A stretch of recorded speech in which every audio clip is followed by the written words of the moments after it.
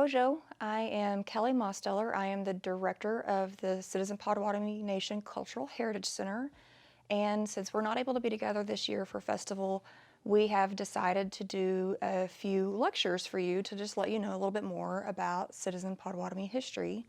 And when we asked you all on social media what you wanted to learn about, one of the number one topics that came back was how we became the Citizen Potawatomi and the Treaty of 1861. This is one of my favorite topics to talk about because it's where we really start to diverge from the other Potawatomi groups and have this really unique experience that sets us on the path to being the federally recognized tribe here in Shawnee, Oklahoma that we all know today. So the Treaty of 1861 was signed on November 15th, 1861 by approximately 80 tribal members, both men and women. But the lead up and what led us to the Treaty of 1861 started years before that.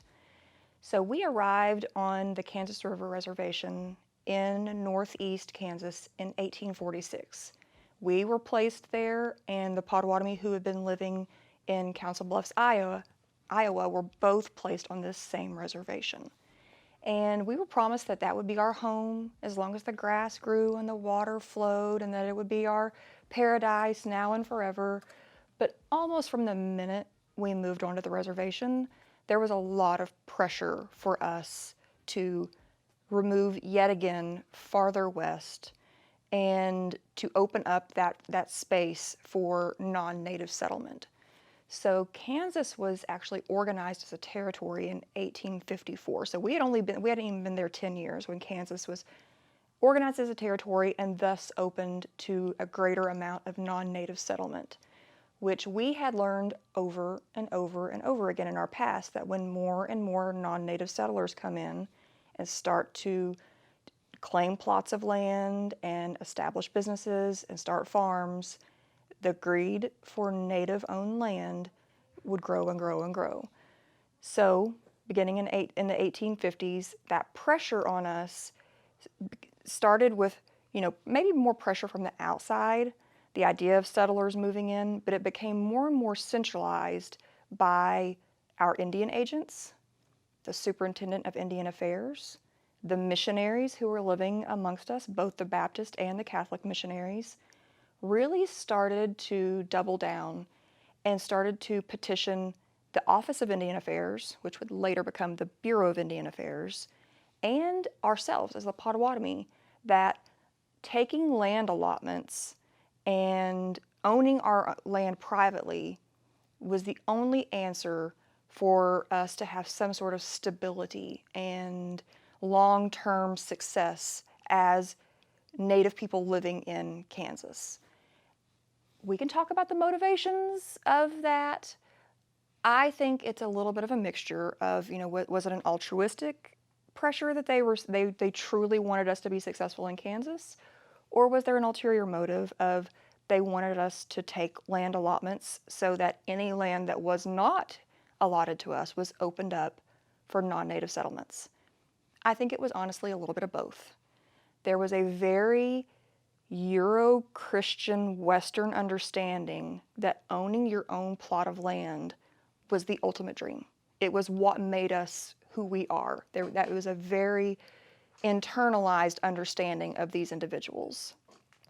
It cannot be ignored, though, that people like our Indian agent, his last name was Ross, and the Commissioner of Indian Affairs, whose last name was Dole, were both very much involved with the railroad industry and were promised plots of land if they would help to get the tribes in this part of Kansas to agree to take land allotments and plots of land, and they had personal interest in it. The same thing with the missionaries. The missionaries had sort of a twofold agenda. One, they wanted to save the souls of these tribal citizens that they had been assigned to, but they also knew that with a treaty would come a large land grant to the churches. So we have to take that into consideration when we're talking about the pressures that the Citizen Potawatomi were experiencing as we led up to the Treaty of 1861.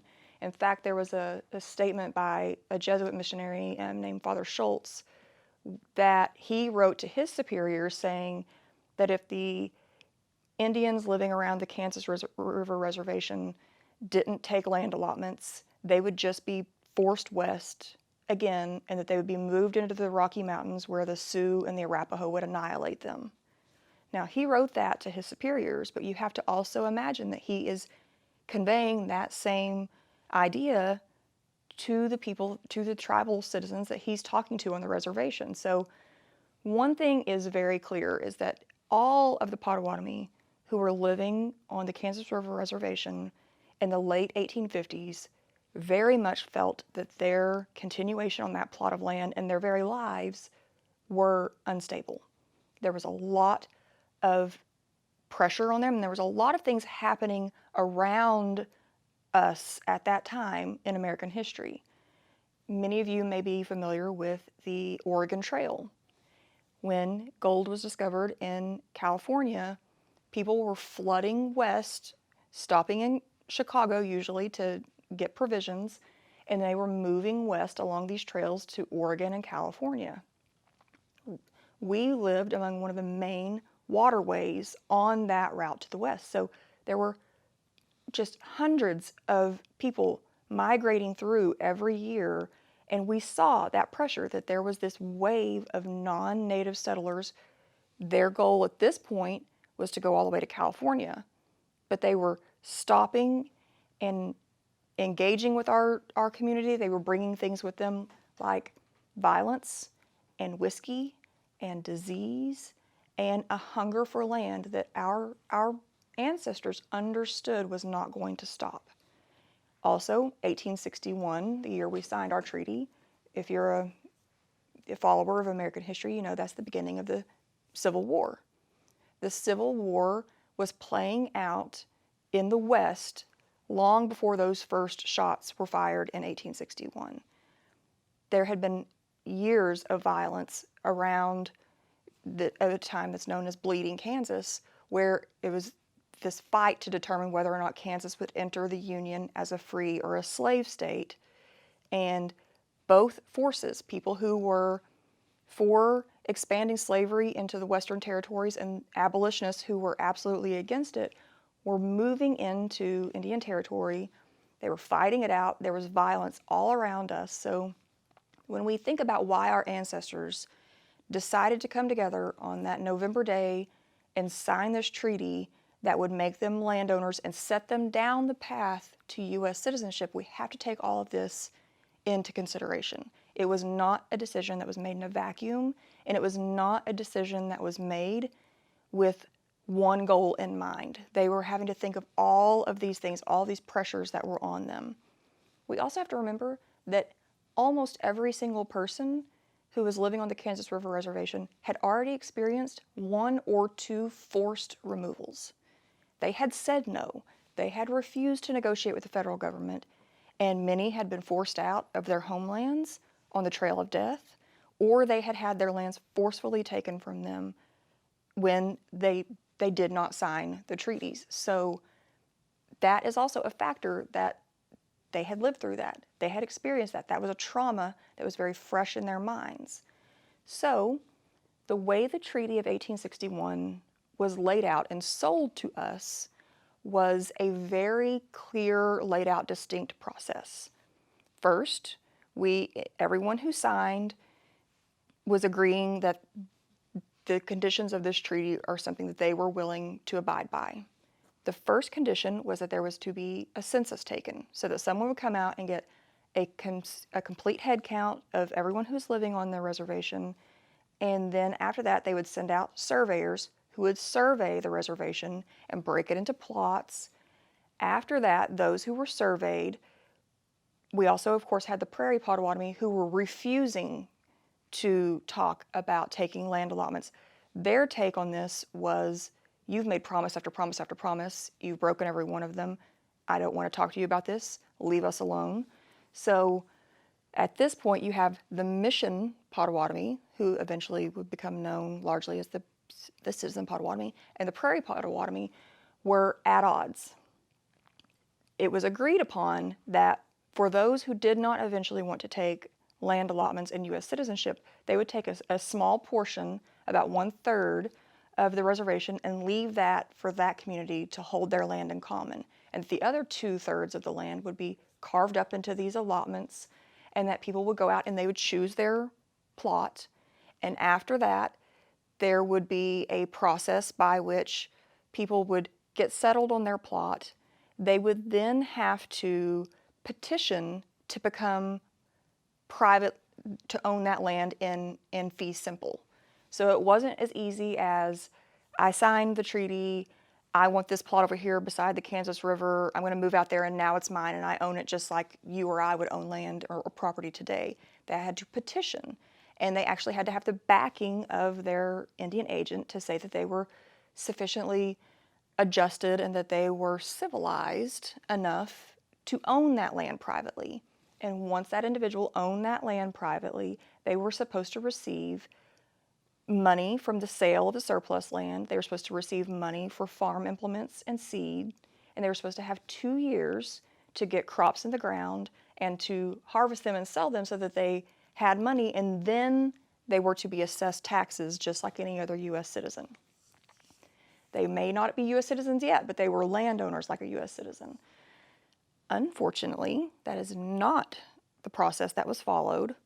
Once people claimed their plots of land and were able to take their patents in fee simple, the state of Kansas, in total disregard for this treaty, immediately assessed taxes. So most people were forced to pay their first set of taxes in 1865 or 1866, and the first person did not receive their first payment until 2 years after that. So every single person who took land patents was open to being taxed years before the promises that were made in the Treaty of 1861 were fully fulfilled.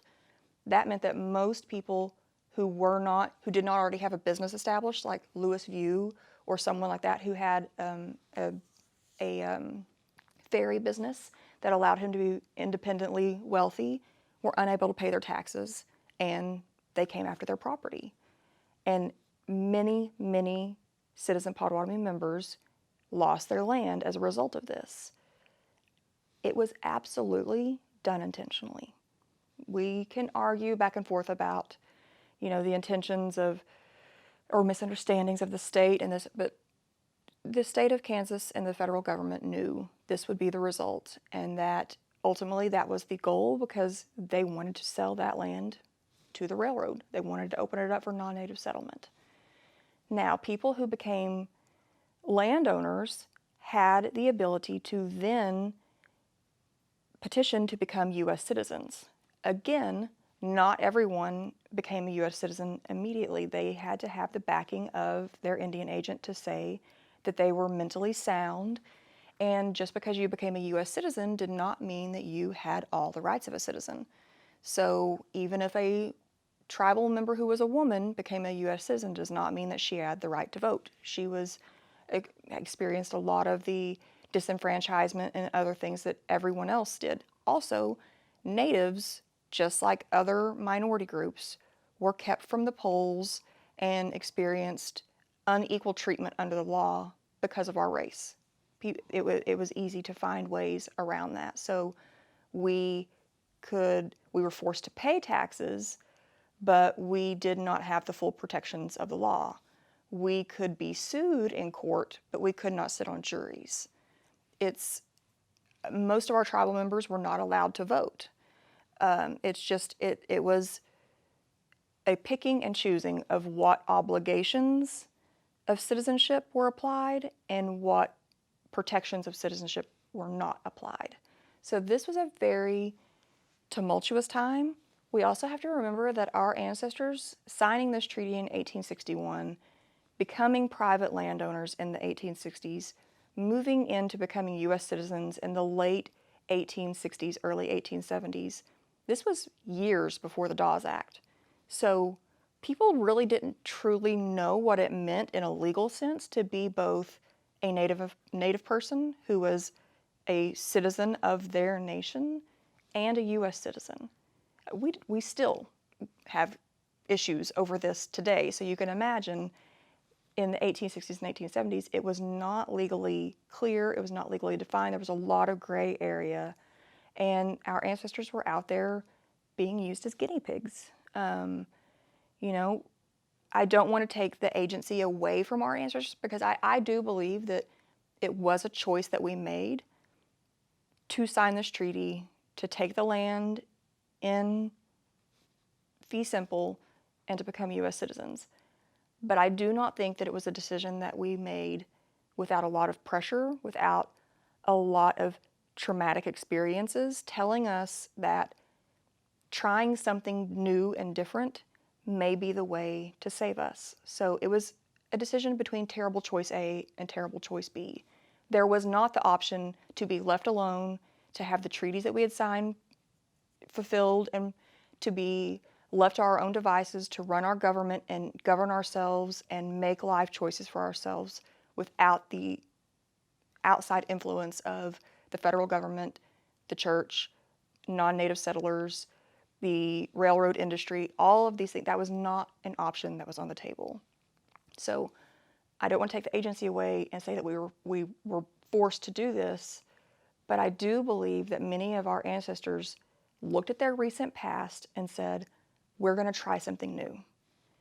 Every group, every time we've been pushed out of the lands that we're living on, a group of non-natives have come behind us, and they have had these pieces of paper that legally say they own that land now, and that is a legal protection for them. And so having the promise of being able to have titles to our land that said that it was ours now and forever and that no one could take it from us, that is a strong promise. And that's something that when you've been cheated by the government and by the law over and over, thinking that you can get the law on your side is something that it's hard to walk away from. So I want everyone to, remember that when our ancestors were making these decisions, they were making them in a really complicated time in U.S. history, a time of recent trauma within our own tribe, and a time where everyone around them who was in a position of authority was telling them this was the only way that we were going to survive as a people. So we did sign the treaty in November of 1861. It was ratified exactly 5 months later in April of 1862. As I mentioned, unfortunately, it was not followed. The chronology was not followed. That was promised was not followed. And it did lead, instead of to stability, it led to a lot of disenfranchisement. And eventually, in 1867, we opted to sign our last treaty with the federal government that sold our remaining lands in Kansas, and we purchased the land that we live on now here in Shawnee, Oklahoma. At the time, it was Indian Territory. But the Treaty of 1861 really set us down this unique path. We became known as the Citizen Potawatomi at this point in official records. Sometimes we were also known as the sectionized Potawatomi, but eventually the Citizen Potawatomi became what the federal government officially knew us by, because we were the group that signed this treaty and became U.S. citizens. And it was a time that I think a lot of us are very proud to say that our ancestors survived and that they were trying. They were trying their best to make a life for themselves and for their children and their grandchildren and for us. And I don't think we can discount how challenging that is. So, miigwech, and I hope you have enjoyed learning a little bit more about this really special time in our history.